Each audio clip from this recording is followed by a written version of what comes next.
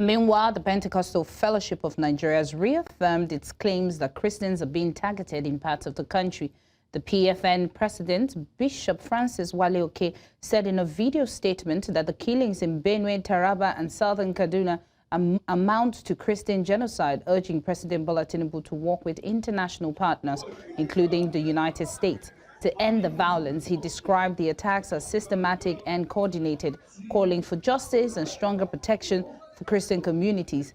The PFN's remarks have drawn sharp criticism from Islamic groups, but the Christian body maintains that its position is based on visible realities across Nigeria.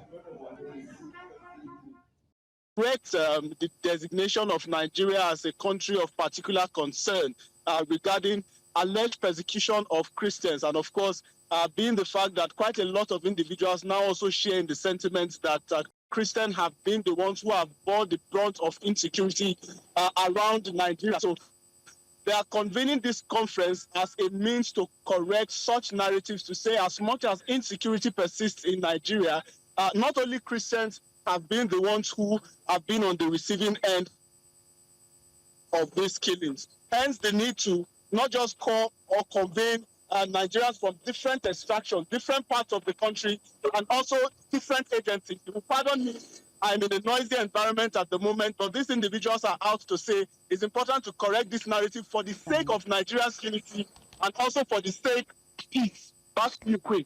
Sagir, can you tell us why the National Christian Youth Summit is important at this time?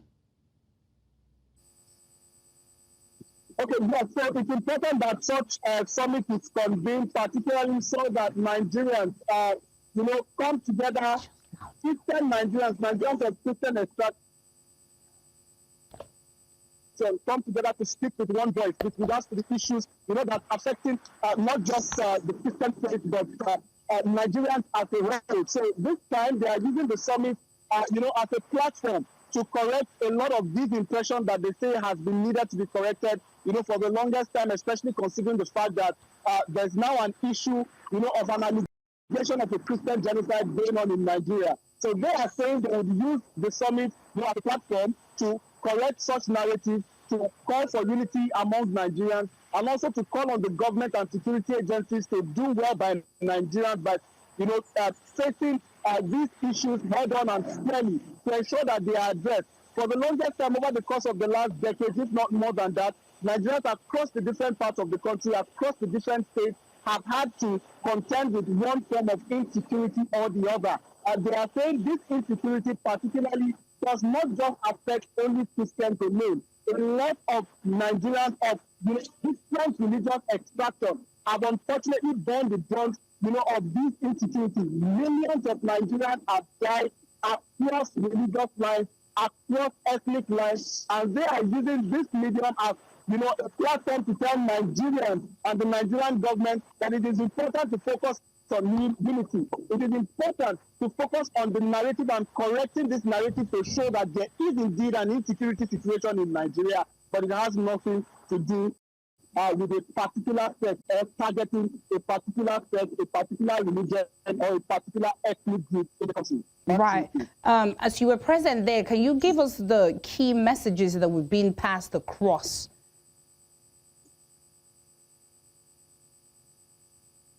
Well, it's a message of unity. It's a message of love, particularly on the part of the First Lady, who was represented by the wife of the Chief of Staff to the President of Nigeria. Senator Ibrahim Tinubu, she says, times such as this call for love. Now, I'm quoting her directly. It calls for love, it calls for enhanced unity, and it also calls for further prayer.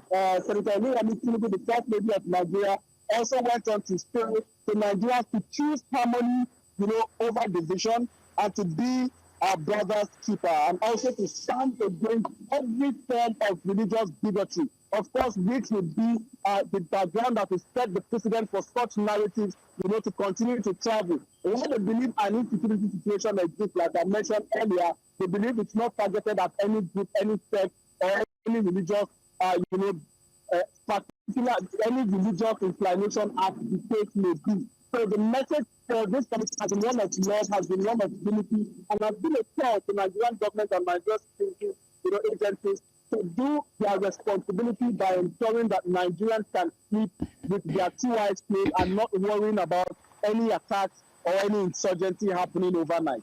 Right. Thank you so much, Sagir, for joining us and giving us the update of what happened at this meeting. We appreciate it.